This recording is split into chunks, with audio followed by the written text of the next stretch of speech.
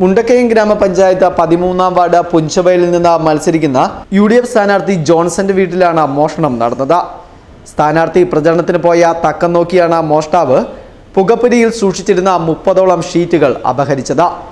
താൻ പ്രചരണത്തിന്റെ ചെലവിനായി സൂക്ഷിച്ചു വെച്ചിരുന്ന ഷീറ്റാണ് തസ്കരൻ അപഹരിച്ചതെന്നും ഇതുമൂലം തനിക്ക് സാമ്പത്തിക ബാധ്യത ഉണ്ടായതായും UDF സ്ഥാനാർത്ഥിയായ ജോൺസൺ പറയുന്നു. ഞാൻ മുണ്ടക്കയം ഗ്രാമപഞ്ചായത്തിലെ 13-ാം വാർഡിലെ കുളമാക്കലെ സ്ഥാനാർത്ഥിയാണ്. എൻ്റെ പേര് ജോൺസൺ ടി.ജി. ഞാൻ പ്രചരണത്തിന് പോയ സമയത്ത് എൻ്റെ 30ഓളം ഷീറ്റുകൾ ഏതോ മോഷ്ടാക്കൾ കടത്തിക്കൊണ്ടുപോയി. അത് രാവിലെ ഇന്നും രാവിലെ പ്രചരണത്തിന് ഇറങ്ങുന്നു. അതുപോലെ തന്നെ വൈകിട്ട് തിരിച്ചു വരുന്ന ആ സമയം മനസ്സിലാക്കിക്കൊണ്ടാണ് ഈ മോഷ്ടാക്കളാണോ എന്നറിയത്തില്ല അവർ ഈ കാര്യങ്ങൾ നടത്തിയത്. അതുകൊണ്ട് എനിക്ക് ഈ പ്രചരണത്തിന് വേണ്ടി സൂക്ഷിച്ചു വെച്ചിരുന്ന ഷീറ്റാണ്. പ്രവർത്തകർക്ക് ഭക്ഷണം കൊടുക്കാൻ വേണ്ടിയിട്ടും മറ്റു കാര്യങ്ങൾക്ക് വേണ്ടി ഏകദേശം 30ഓളം ഷീറ്റുകളുണ്ടായിരുന്നു. അത് നഷ്ടപ്പെട്ടു പോയി.